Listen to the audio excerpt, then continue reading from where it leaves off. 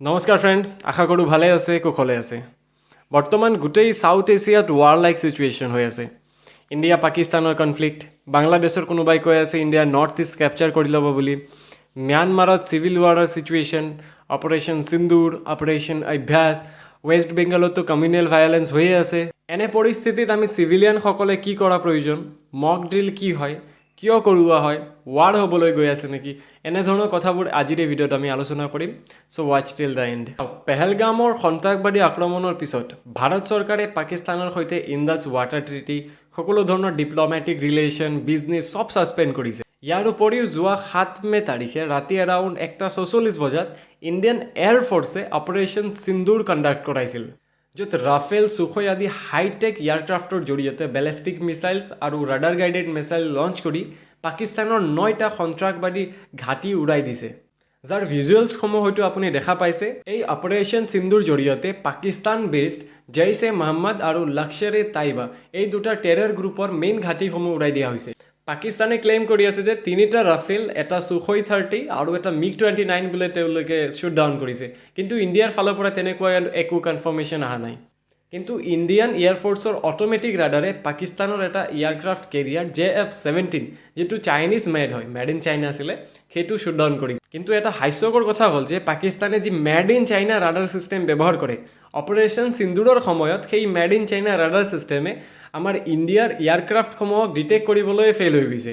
But it's not time for celebration. ইণ্ডিয়াৰ defence মিনিষ্টাৰে ইতিমধ্যে কৈছে যে operation Sindoor is still on. তাৰ উপৰিও LOCত কণ্টিনিউ ফাইটিং হৈয়ে আছে। আৰু আজি ৰাতিপুৱাৰ নিউজত মই যি জানিব পাৰিলোঁ, কাশ্মীৰৰ পুঞ্চ ঠাইখনত পাকিস্তানৰ এয়াৰক্ৰাফ্টে 4টা শিখ গুৰুদ্বাৰা ডিষ্ট্ৰয় কৰিছে, য'ত কেইবাজনো ইণ্ডিয়ান চিভিলিয়ানৰ মৃত্যু হৈছে।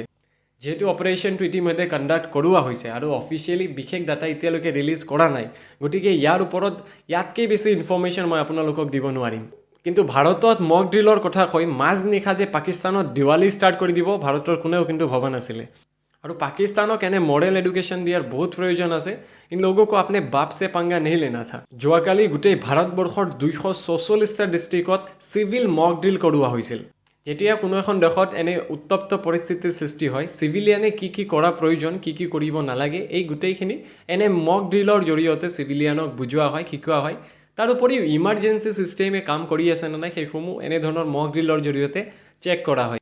আৰু এই চিভিল ডিফেন্স মক ড্ৰিলটোৰ নামেই ৰখা হৈছিল অপাৰেশ্যন অভ্যাস, কিন্তু অপাৰেশ্যন অভ্যাসৰ আগতে ৰাতিয়ে কৰি দিলে অপাৰেশ্যন সিন্দুৰ। ইন্দিৰা গান্ধীৰ সময়তো এনে মক ড্ৰিল এবাৰ কৰোৱা হৈছিল 1971 চনত। আৰু এইফালে এজন বাংলাদেশৰ ৰিটায়াৰ্ড মেজৰ জেনেৰেল ফজলুৰ ৰেহমানে কমেণ্ট কৰিছে যে যদি ইণ্ডিয়াই পাকিস্তানত কিবা ধৰণে এটেক কৰে, বাংলাদেশে হেনো নৰ্থ ইষ্ট কেপচাৰ কৰি ল'ব। এই নামাজ হাৰামে পাহৰি গৈছে যে 1971ত যদি ইন্দিৰা গান্ধীয়ে অপাৰেশ্যন বিজয় লঞ্চ নকৰিলে হয়, আজি বাংলাদেশৰ কোনো অস্তিত্বই নাথাকিলে হয়। নাইবা সেই সময়ত যদি ইন্দিৰা গান্ধীয়ে ইচ্ছা কৰিলে হয়, আজি বাংলাদেশ ইণ্ডিয়া অকুপাইড বাংলাদেশ হৈ থাকি গ'লে হয়। ৱেষ্ট বেংগলতো এটাৰ পিছত এটা কমিউনেল ভায়লেঞ্চ হৈয়ে আছে, like Mamata Banerjee failed as a CM। ম্যানমাৰতো ছেইম কণ্ডিশ্যন। এনে পৰিস্থিতিত মই আপোনালোকক ৰিকুৱেষ্ট কৰিম, যদি আপোনাৰ চাৰিওফালে একো ছাছপিচিয়াছ দেখা পায়, একো হ'ব নলগীয়া বস্তু দেখা পায়, তেনেহ'লে ইমিডিয়েটলি পুলিচক ইনফৰ্ম কৰিব। আৰু আপোনাৰ ঘৰৰ আশে পাশে যদি একো আৰ্মি এক্টিভিটিজ হৈ আছে, কাইণ্ডলি সেইবোৰ ভিডিঅ' কৰি ছ'চিয়েল মিডিয়াত আপলোড নকৰিব। বাকী দেখা যাওক ভাৰত চৰকাৰে পাকিস্তানৰ এগেইনষ্টত আৰু কি কি ষ্টেপছ লয়, কেনেদৰে এই পৰিস্থিতিটোৰ সমাপ্তি হয়। তেতিয়ালৈকে আপুনি এলাৰ্ট থাকক, ছেফ থাকক আৰু stay updated with Chiranjit Datta.